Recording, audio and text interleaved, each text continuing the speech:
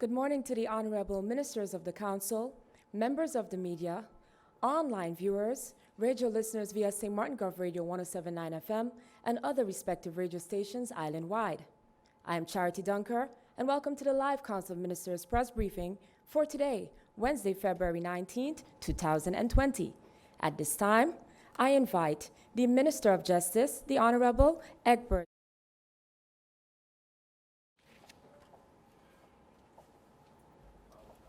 Thank you, Ms. Dunker. Good morning to you. Good morning to the Prime Minister, my colleague minister, members of the media, and a special good morning to the people of St. Martin. This morning I have a few brief updates.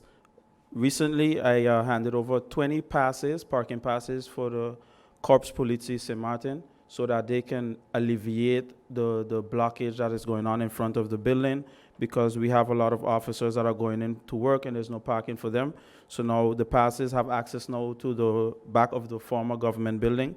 So I believe that this would alleviate a lot of stress, and also for the members within the community who always have the issue with the cars parking in front of the building. Right now, we are also looking for a location for a temporary pound yard that is controlled by the police and secured by the police as well. We've had different complaints from residents within the community in relation to their cars being towed and being tampered with after the fact. So I'm now busy in discussion with the Minister of Vromi to establish a temporary solution until we can find one that is permanent. I would also like to touch on the something that has been pressing in the media in the last couple of months, even before I took office, and it was something that I took by the horns and wanted to have dealt with, but up to date, it has not get off the ground, which is the electronic monitoring of inmates. On December 28, 2019, I signed a covenant with the prosecutor's office, so the chief prosecutor, the chief of police, and myself, and SJIB is also a needed signature for this covenant, but they were the only party that did not sign on. The use of electronic monitoring for inmates, former inmates, or for suspension of pre-trial detention, special condition to continue conditional release, special condition to a conditional sentence ordered by the judge. So these are the main points that are used when issuing these electronic monitoring system. In the covenant, had that the police will be responsible 24/7 for the monitoring of the bracelets, and would also be involved with restorative action that may need to take place on request of the Foundation Judicial Institutes in charge of rehabilitation and family guardianship, which is SJIB. All staff of the Ministry of Justice who will be involved in the working in the electronic monitoring have received training on hardware and software. The hardware and the software is provided by a private company contracted by the ministry. It was expected that this project would kick off the ground in the first week of January, but unfortunately this is not the case. As I stated, SJIB has not signed on as yet. So for clarity's sake, I just wanted to make clear that we did what we had to do on our end, and we are still awaiting them to sign on, and we expect and hope that they will do so within the time to come, within days to come. For now, that will be all. I would like to look forward to any questions that the media may have. Thank you very much. Thank you, Minister Duran, for your opening remarks. At this time, I'd like to invite the Prime Minister and also the Minister of General Affairs, the Honorable Silveria Jacobs, to address you.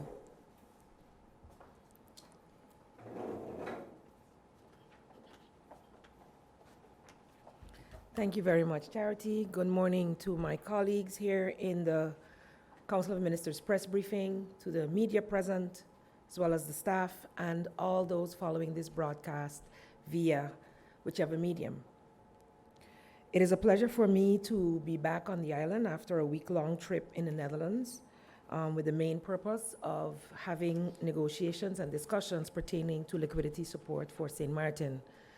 As a result of this week, I must say, first of all, a great big thank you to the Cabinet of the Minister Plenipotentiary, Minister Violinas. His entire staff has been key in assisting both Minister Irian and myself in getting around, meeting key persons within the Dutch community that could be of great assistance in collaboration with St. Martin in putting our agenda forward. We were able to meet with several entities, including the Council of State, the chairman of the First Chamber, the Senate of the Netherlands, as well as the head or the chairman of the Kingdom Relations Committee of the Netherlands, Mr. Paternotte. All of these meetings were quite fruitful, but of course the main reason we were there were to discuss the liquidity support for St. Martin and prepare for the Kingdom Council of Ministers meeting, which was held on Friday.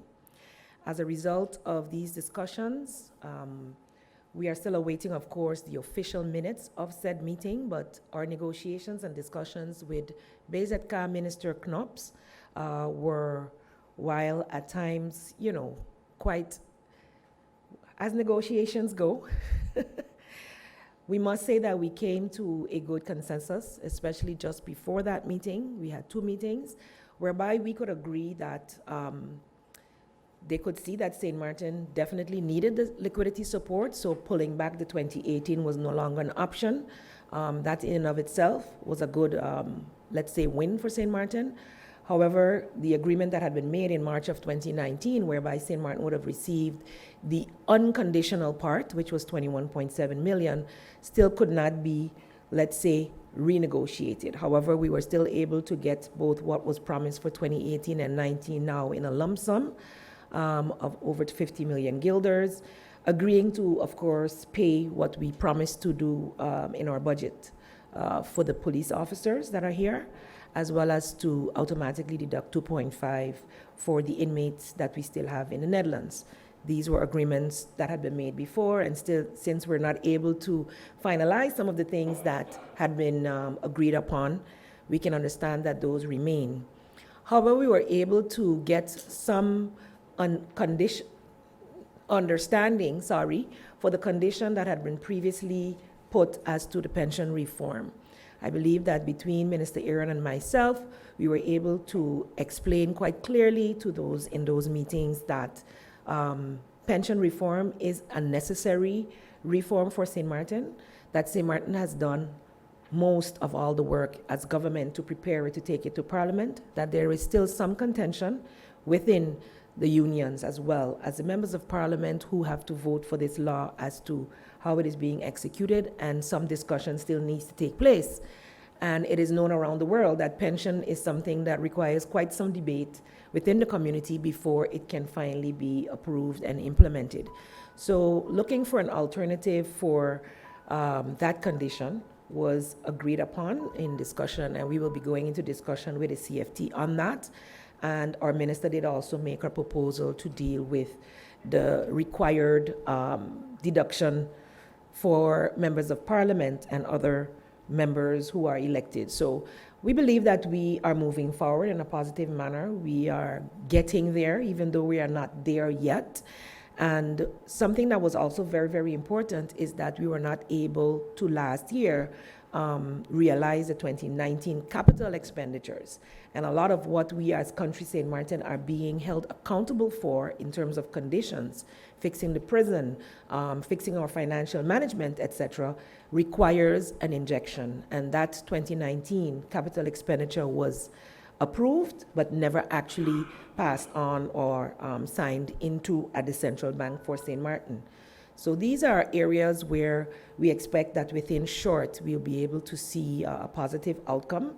Our budget is going through the process. I must apologize for Minister Arian, who had other engagements this morning and hoped to be here before we finished at least. So he's expected to still arrive, albeit a bit late. And I must also notify that Minister Gordon Carty had an emergency this morning as well. So based on that, I believe that we should be able to move forward, getting the budget passed, and receiving the promised liquidity support once we have met the other condition as we are working upon. In other good news, I must say that the Council of Ministers has approved yesterday the decision that St. Martin will become an associate member of the CDEMA Caribbean Disaster Emergency agency, which was here in December in its Caribbean conference, has agreed. St. Martin has now reached to the point where we'll be taking the necessary steps to become an associated member through discussions also with our kingdom partners who are the actual members of SIDEMA. So via them, we can become associate members, and now the Council of Ministers has given the green light that that process can continue. Also, yesterday, in my capacity as Prime Minister, I was paid a courtesy visit by the St. Martin Lions Club. They actually had a visit from the district governor. Also present was the sitting president, Ms. Boyrad, Melvin Jones Fellow, Mr. Maxime Larmouni, past district governor as well, and incoming district governor, Lion Claudia Boncamper. The district governor for the Lions District 60B is Mrs. Denise Forrest, who is also a Melvin Jones Fellow. So she was quite honored to be here, as I was honored to receive her. And surprisingly, they awarded me an honorary membership within the Lions Club for our collaborations in the past pertaining to some of the objectives of the Lions, which are also government's objectives. And we have seen great collaboration in bringing awareness on drug abuse, alcohol, and the amendment of the law to see the protection of our youth. So that was indeed quite I would say, a good perk to being the Prime Minister yesterday, and it was my pleasure to host the meeting. Of course, as mentioned before, the other two ministers aren't here, but we will be willing to take questions as much as possible in the time that is left to us. Thank you.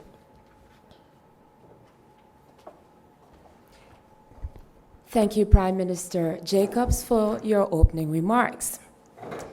The Minister of Public Housing, Spatial Planning, Environment and Infrastructure, the Honorable Christopher Raver, is present, however, will not be having any opening remarks, but will be present and available for any questions the members of the media may have.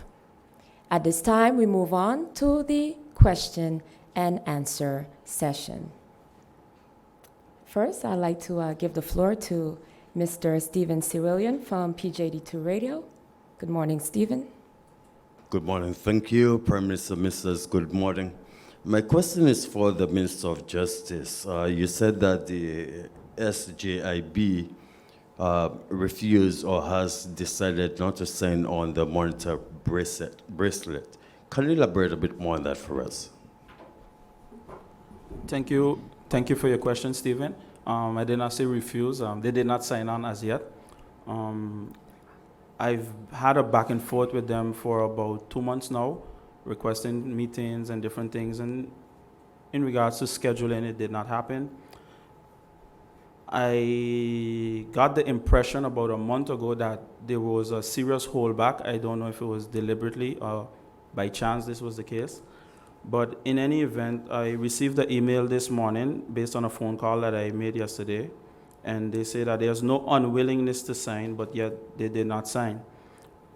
One of the initial requests was, after I requested them to sign on to the covenant, was that they had some concerns with it. After about 2 weeks of back and forth asking them what are their concerns, they said that they needed more budget. My request to them back then was, okay, how much money do you need? And to my surprise, this morning, finally, after calling them out yesterday, I received a full budget of a substantial amount. And this is also includes, according to me, hiring staff as well to carry out these tasks. Now, we had a whole plan with the KPSM and the prison in terms of a response team and everything, because that was the main concern initially, because everything was in motion, but having the response team was the issue. So when they talk about hiring staff, I don't know where this idea came from, but again, you show the resistance of not wanting to go ahead. And Stephen, to be quite honest, this is not a Minister Duran project. It's not for me. This is about the safety and security of the people of St. Martin, and I don't think that any organization should be playing games with such, especially an organization that is subsidized by government. So Given, I also received a letter today saying that these are the conditions in which they will carry out. So here you have an organization imposing conditions on government, and they are subsidized by government. I have some serious concerns with that. I will discuss it with the Council of Ministers and come up with a solution, and we'll find a way to get it done. Because again, like I mentioned, it's not about me, but it's about the people of St. Martin and their safety and security. Thank you. Thank you, Minister Duran. Moving forward with Mr. Dimitri Whitfield from the Daily Herald. You have the floor. Hi, good morning to the ministers, Prime Minister, and to the people of St. Martin. My first question is to Minister Duran. Recently, the 37 inmates, through their lawyers, have submitted a letter to you threatening legal action if they're not moved to safer prisons within 5 working days. What is your opinion on this letter? Will you be moving them, or have you considered moving them? And if so, what is the cost associated with this? Thank you very much for your question, Dimitri. It goes into the previous statement as well, because one of their points was also that the electronic monitoring system has not been implemented and the prison is overcrowded and all these different things. In regards to the letter, I am still discussing it with the ministry. I mean, it was only sent a few days ago, but we'll come up with a realistic approach and eventually maybe even call a meeting with the lawyers and have a sit down and see what we can do. Because when you see move them in 5 days, it's not realistic. So we have to approach things from a realistic point of view. And as a group of lawyers, I would expect for them to come with a realistic proposal as well. Because that is what, as you mentioned, threat. That's what it is, a threat to the government. But regardless to what, we have been doing our part in terms of seeking solutions. And as I mentioned with the electronic monitoring system, that was one of them. And I just wanted to make it clear that the holdback is not on the government, but of an organization that has some conditions before they sign on. And to answer your question, it will be addressed in the days to come. But in terms of a financial picture and all these things, we don't have that as yet. Thank you. Thank you, Minister Duran. Moving on to Mr. Andrew Bishop from St. Martin News. You have the floor. Thank you, Charity. Good morning, ministers, Prime Minister, especially morning to you. You just recently returned from the Netherlands, and I understand that the minister is putting as conditions for lowering the salary, that you have to lower the salaries of the MPs before you get the financial support. I understand this was not the case in the past. Why is there a change?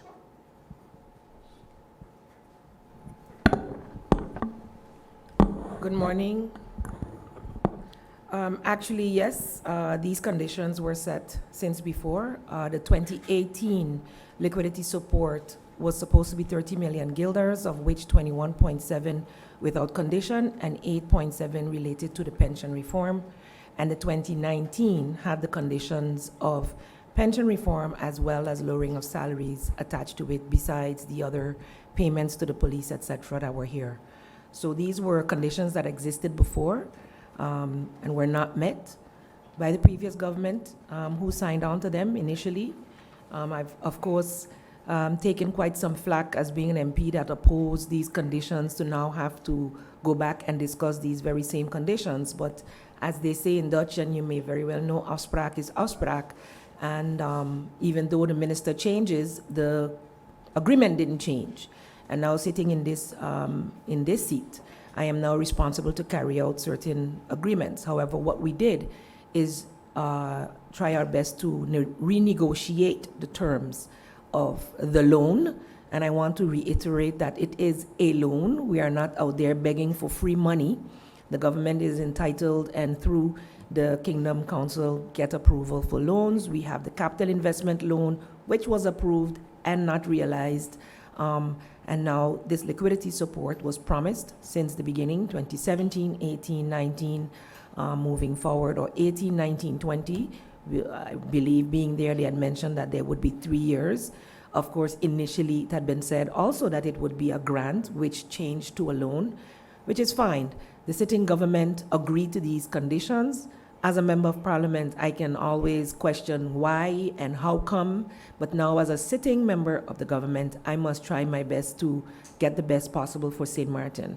The liquidity support was required because of our reserve position being below what the CFT norms, as well as any human who understands finance would know you need to have a certain amount of reserves of 80 million, in our case, 40 million per month, to be able to carry the country in case of any type of a emergency, as well as the fact that we lived up during 2019 to paying MAC arrears to the amount of 52 plus million. So had we not paid those arrears, which were also conditional to, our budgets, etc., we would have the 80 million in reserves.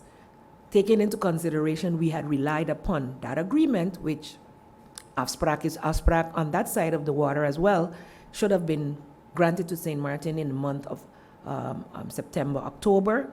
That is about the time government fell, so that excuse was used, but it does not live up to the responsibilities of a decision made in the Kingdom Council of Ministers. And I believe the minister, recognizing that, didn't want to anymore call it now the 2018 liquidity support, because that it's 2 years ago. However, the numbers still add up. If you add 30 plus 22, what was promised in 2019 is the same 52 million. So whichever way you turn it, it is what St. Martin is entitled to have as a loan, which we have agreed to with some conditions yet. We are still in discussion. The minister did agree that we would be given a time to work out our own terms whereby this reduction is concerned, and I would leave the details of that to the finance minister once we have finalized the process. We would like the opportunity to actually work that out, and once it's done, we can make the announcement as such. Thank you, Prime Minister Jacobs. Mr. Lyndon Brown from BCN TV, you have the floor. Good morning to the people of St. Martin and the ministers that are present here today. Question to the Prime Minister. Prime Minister, you went on a visit to the Netherlands, and there are some agreement for finance, 2.5 million to aid in the prison and for police officers and some other project. Minister, do you have a timeline when this money will be deposited or received?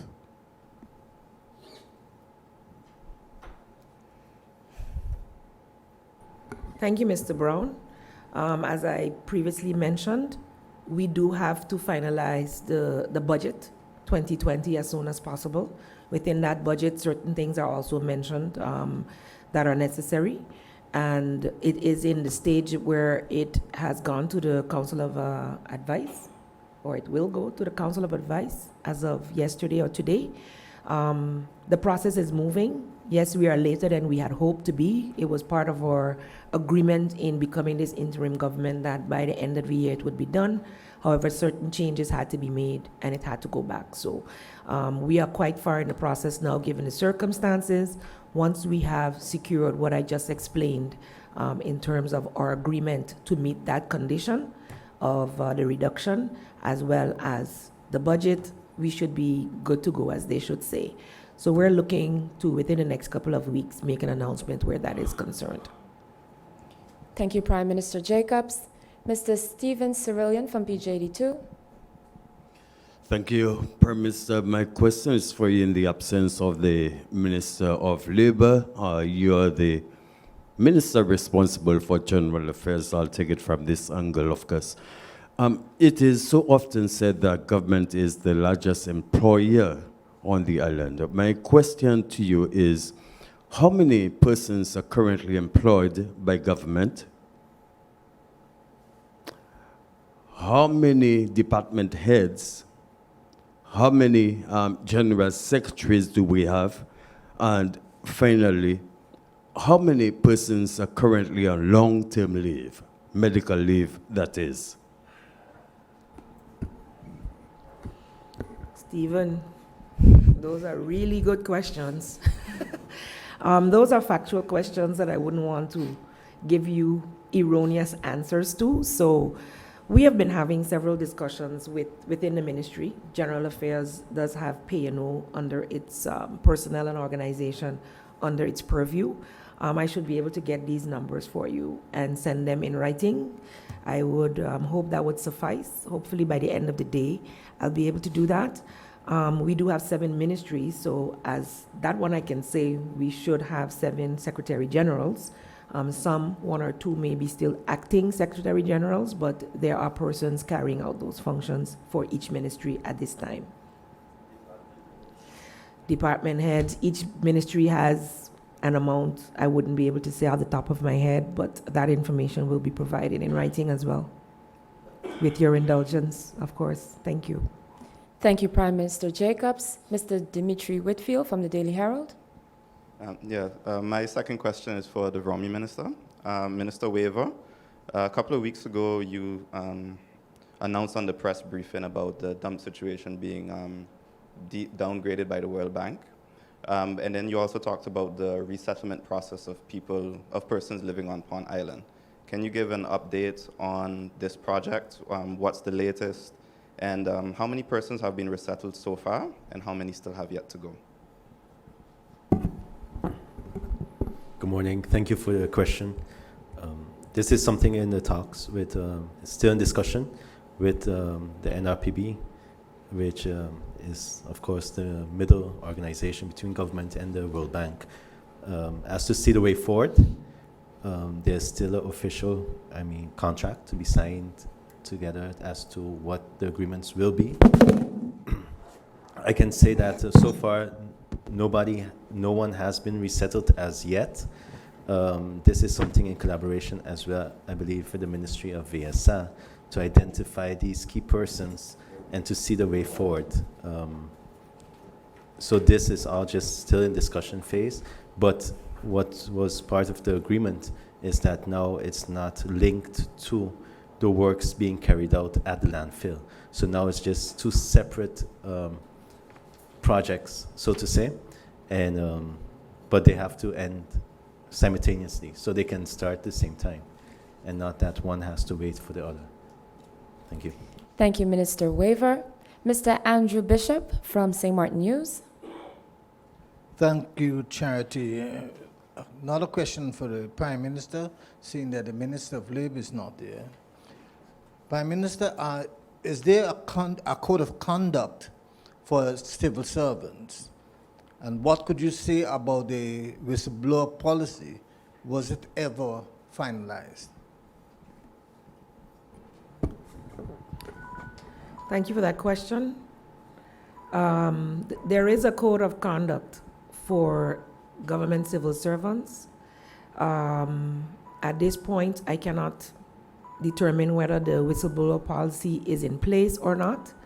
Several policies of government are being reevaluated, and the importance of having protection for our civil servants in case there is, we have been looking also at the reorganization of the Integrity Bureau, which had started at some point in 2013, I believe, with a complete program, the naming of persons of trust within each department, whereby within each ministry, persons of trust that were entrusted with reporting of any integrity breaches, etc.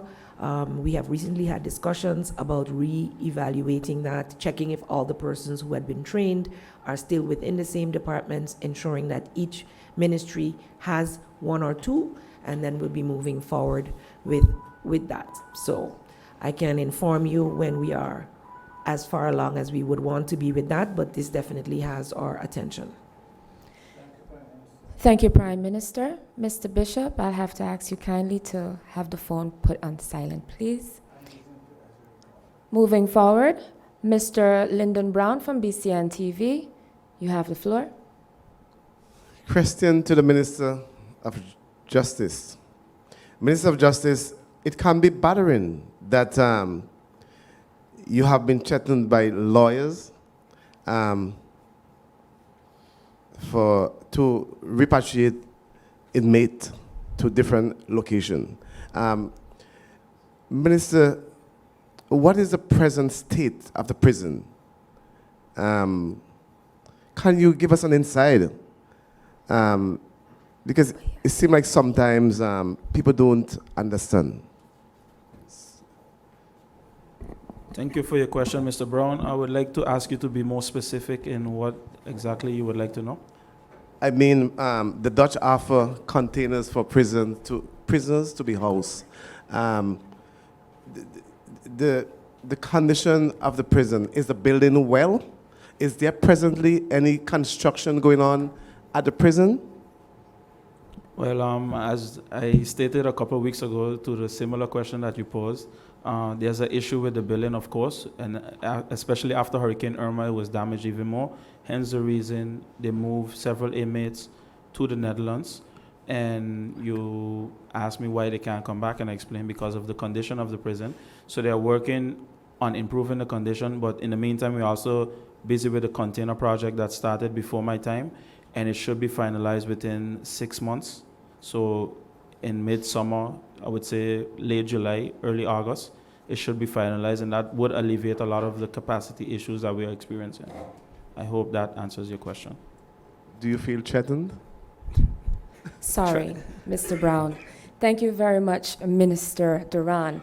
I'd like to take this time to welcome the Minister of Finance, also the Acting Minister of Education, Culture, Youth and Sport, for joining us, Mr. Artwell Irian. Welcome. Now we enter into our third round of questions. Mr. Stephen Cerulean from PJD2, you have the floor. Charity, thank you again, and I will get right to the Minister of Finance. Representatives of the CFD are currently on St. Martin. One would want to believe that they have already held discussion with the Council of Ministers, including your person as the Minister responsible for Finance. Can you give us an idea as to what those discussions are all about? And as far as the budget is concerned, how soon will that be presented to the floor of Parliament? Good morning. Good morning, Mr. Cerulean. Good morning to all the viewers. Pertaining to the meeting with CFT, we basically went over the discussions that we had in the Netherlands. We stated our position from St. Martin. We gave the position that we thought the Netherlands had, but at the end of the day, they are still waiting for the official advice, official documents from the minutes from the RMR, and until then, basically they can't make any decisions. But I can say though is that I did ask them to give new advice pertaining to the conditions set for the pension reform, and I'll be doing that in writing in the coming week. Pertaining to the budget should be at CoM on Thursday, and then from CoM it goes to Ravanavis and then Parliament. So budget goes to CoM on Thursday for approval, and then from there, the other councils. Thank you. Thank you, Minister Arian. Dimitri Whitfield from the Daily Herald, you have the floor. My question is to the Prime Minister. Recently, it was also reported on the airport that the CFO, Gerben Stavast, he has left the position due to family reasons. This is significant in the fact that the appointment of a CFO was one of the conditions for the bondholders that were holding the reconstruction funding in escrow. Can you confirm whether he is in fact leaving? And if so, is this still tied to the money being held in escrow? And how far along is the airport with finding a replacement? Thank you, Dimitri. I have also been unofficially, so it is still unofficial, I have not received that in writing, informed that the CFO would not be staying. A lot is definitely contingent within the agreements that had been made upon his being appointed in the manner that he was. Of course, like we did last week, with changing situations, we as government of St. Martin, and for the most part, why we were able to, I must reiterate, that Minister Aaron and myself felt the need to go to the Netherlands and continue to have discussions were mainly because ministerial discussions had been put on hold pending the new government coming in, and we are proposed to continue to be in the functions where we are. So therefore, seeing that we're the main leaders in this discussion, we went forth, and I believe that we have made some progress last week. So with that vein and seeing the openness, the willingness to improve the relations within the Netherlands, we hope to be able to have some discussions pertaining to this topic as well moving forward so that we can get the reconstruction of the airport going. Before coming in, we were made to understand that, once these agreements are signed out by government, it's a go.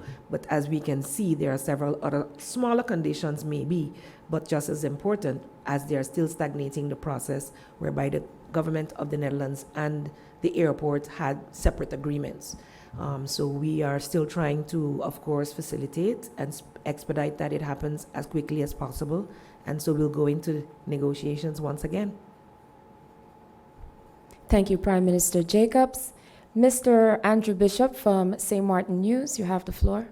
Thank you, Charity. My question is for the Minister of Finance. So I understand that the government has switched from SOAB to CARTAC for the financial administration. What was the reason for this switch?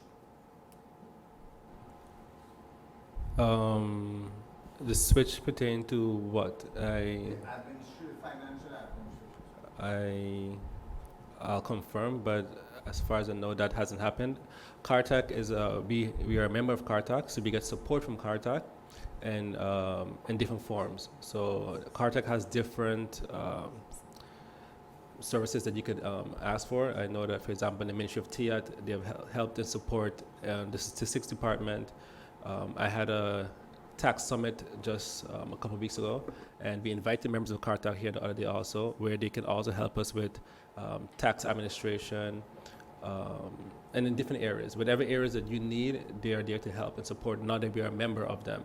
So we haven't replaced SOAB, we just have additional support because we are a member of CARTAC, where we could lean on them, and not only finance, but every ministry actually could lean on CARTAC for support.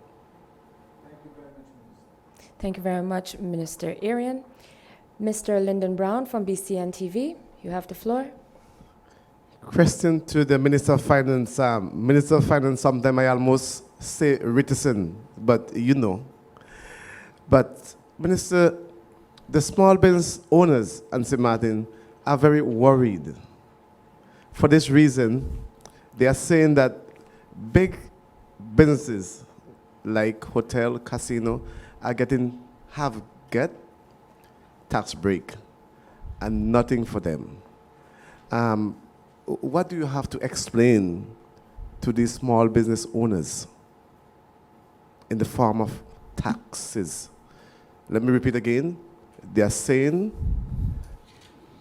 huge hotel and casino, they get their tax break, but nothing for the small business owner. Sorry. Pertaining to tax breaks, every business can apply for a tax holiday.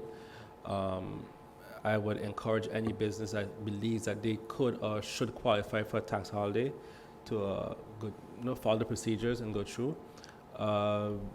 If you look at the history of tax breaks, but even when I was a member of Parliament, they weren't as much as we made it seem in the public. They are, I believe, less than 10 in the last 10 years, as far as I remember, and pertaining to how many companies have gotten tax breaks.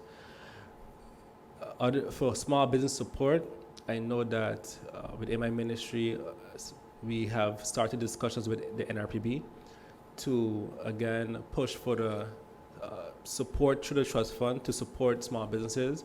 And we'll be also working with the Ministry of TIAT in collaboration with them to continue exploring these options to give in small business incentives. So I look forward to that conversation with the NRPB, the trust fund. It has started, but I haven't been involved as yet to get an update on how far we have come.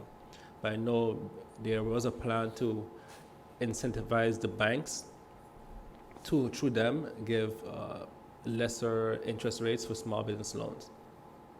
Okay. Thank you, Minister Arian. Seeing that time has permitted us another round of question, and this will be our fourth and final round of question. Mr. Stephen Sir William from PJD2, you have the floor. Thank you, Charity, again. My question is for the Prime Minister responsible for General Affairs. With the recent stepping down of the commander of the VKS, there is an opening, Prime Minister. Have you identified anyone to replace the former commander of the VKS, Antonio Rogers? And how soon will this person be appointed to the position?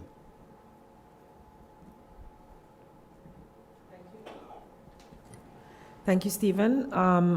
As I think I've mentioned in previous press briefings, we have appointed in the interim Captain Alan Richardson, who is holding the position temporarily while we deal with the process. So the process has not been finalized yet, and until such time, I am not at liberty to divulge any further information on this. Thank you, Prime Minister. Mr. Dimitri Whitfield from the Daily Herald, you have the floor. My final question is to the Finance Minister, Minister Irian. While in Holland, an alternative proposal was made to the Kingdom Council of Ministers regarding the lowering of salaries to MPs. Can you give us details on this proposal and what have MPs agreed to? If not, when do you expect to discuss and come to an agreement with MPs on this alternative? Thank you for your question. Details of proposal are still being discussed. A few proposals were given to our counterparts in the Netherlands, and they were all positive for these proposals. I have started discussions with MPs. Actually, I started this discussion before I even went to the Netherlands with certain MPs. When I came back, I did have a couple other meetings with a few MPs, and I will continue having discussions with the different factions. And yeah, then you'll be updated as soon as possible. Thank you, Minister Arian. Mr. Andrew Bishop from St. Martin News, you have the floor. Thank you, Charity. Minister Weaver, a short question for you. What is being done with the rails for Guana Bay Road, that going up the hill, and the one by the school in Hope Estate? Something that was discussed months ago. I haven't seen anything done about it. Thank you for your question. You're correct. It has been in discussion. So I have to see with the department as to see where exactly it is so we can execute it as soon as possible. Thank you. Thank you, Minister Weaver. Mr. Lyndon Brown from BCN TV, you have the floor. Last question to the Minister of Justice. Minister of Justice, recently there was a container that came in to the Prime Branch Harbor with substance. Minister, what do you know about the mechanism at the Prime Branch Harbor to detect if there are any substance that coming in to the harbor? And recently, there are containers that leave the harbor and then intercept on the street. What do you know? Again, let me repeat. What the mechanism are there at the harbor? Thank you very much for your question, Mr. Brown. I would like to say that was one of the very crucial points that I missed. I had it in my previous notes to commend the customs and the police officers for a job well done. The only mechanism that I can tell you is that the mechanism of the custom officers doing their job and being able to intercept these activities. Of course, this was the biggest catch of marijuana in the history of St. Martin. So it is indeed a big accomplishment, and I would like to encourage the custom officers to keep pushing. We are doing all we can do on the side of the ministry to strengthen the organization, of which I think within the next 2 weeks I will come with a proposal plan after I discuss it with my colleagues here. But the only mechanism is that the custom officers are doing their job and intercepting these illicit drugs and so forth. Thank you very much. Thank you, Minister Duran. Honorable Ministers of the Council, members of the media, online viewers, and radio listeners via St. Martin Gov Radio 107.9 FM, this brings us to the end of our live broadcast for Today, Wednesday, February 19, 2020. For rebroadcast, tune in at 7 p.m. on St. Martin Cable TV. For video on demand, log on to the official government's website at stmartingov.org. On behalf of the Department of Communication, I am Charity Dunker, bidding you a pleasant day further.